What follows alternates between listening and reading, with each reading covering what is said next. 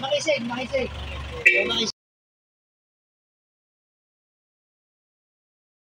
Ayan na, tinetesting na ng tropa Tagaytay yung jeep nila na pinagawa kay Idol Butag. Dapat malalaman na natin ang katotohanan kung lumambot na manibela o hindi. Ano boss friend? Sa GC, huwag nyo na plus 5. Nahanap ako ng papitan ko, malambot. Kahit sige, May shoutout ka, oh. Pero no, yung aking asawa ay baka makakabalik. Talagang nawala eh. Malambot ng manibela eh.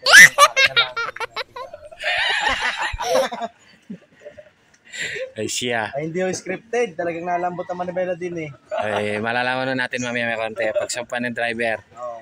Sana yung aking asawa ay lumambot din ang puso. Oo. Bagay yung una kita kuya ha. Para ikaw eh, may shoutout mo yung asawa mo ha. Oo. Salamat pa. Sige. Oh. Magandang umaga ho mga katropa. Ito yung isang araw na taga-Tagaytay nagyakag ho at gusto rin magpalambot ng manibela. So ito yung nagputol na rin ho. 5 naman din ho ginawa natin. Kaya 5 ginawa, ang kanyang manibela ay maliit. Balito kanyang manibela. Bago itong dragling. Anong sukat niyan dati? Ng ano niya? 7 media. Oh, 7 media. Sukat dati ng pitman na. Tapos ito, magtutuktog tayo dito. Ngayon, kakabit natin yung pitman arms. Para may align. Para mahingi yung sukat nito. Kung mahaba o iksi. Mahaba o iksi. Abangan natin maya-maya. Iasinta ko na yan ni Idol GM.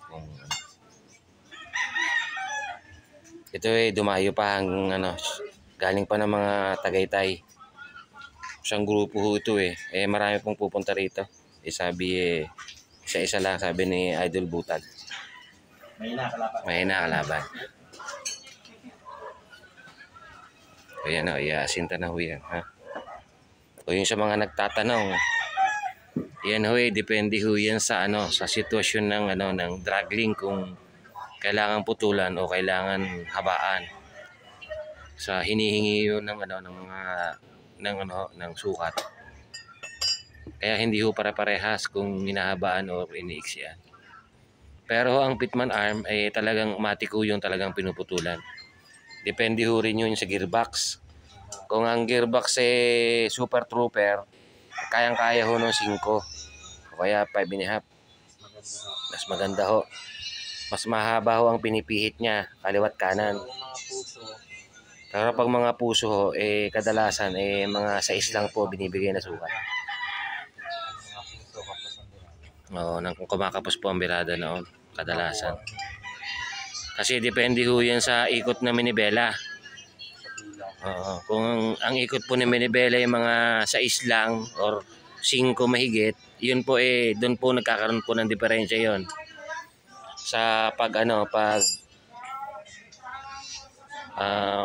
pagtama ng ng dragling sa laki no Idol GM no, tama ba? Ayun. Ako hindi mekaniko, nakikita ko lang kaya nasasabi ko yung ginagawa nila dito. Yan o, abang-abangan ho natin, maya-maya ho konti malalaman natin kung ano mga ipagbabago nito. So ito ho yung jeep niya na nagaling pa ng Tagaytay. Ayan. Baka makakilala niyo yan. Ito pang Tagaytay yan. Ayan. Rasakan na ka. Ayan, ginagrasahan. Malapit na ho ito. Talagang hula pa kakisig ng ating tagagawang ito. Si Boss Sergio ng Molino. Ito, ating susubukan ngayon itong ating ginawa ni Boss Sergio. Malalaman ho natin kung lumambot o hindi. Ayan na, at si Tropa at lumayo sa amin, taga-Tagaytay ito. Maya lang ho konti. Wala ho natin ang hood at baka makita rin. Okay na yung mga testing. Okay na yung testing po. Ayan na, testingin na lang, may konti. Kung ano ang naging resulta sa ginawa. Ha?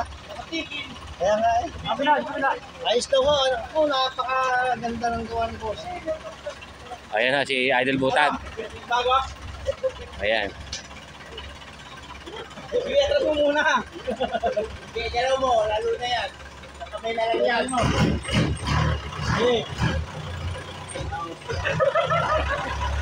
Ayan, tuwan-tuwan ang tropa. At mukhang masaya. Mukhang masaya ang tropa at nalaman na kung malambot. Ang hanap daw ay papihitan. Ayan na.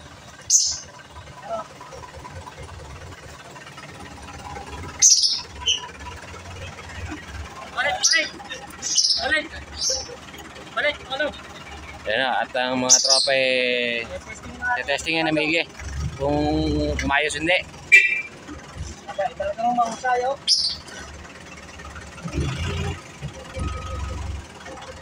Ano, malaki pinagbago, no? Napakalaki yun. Kahit nakatigil yung petrol, di ko eh. Oh.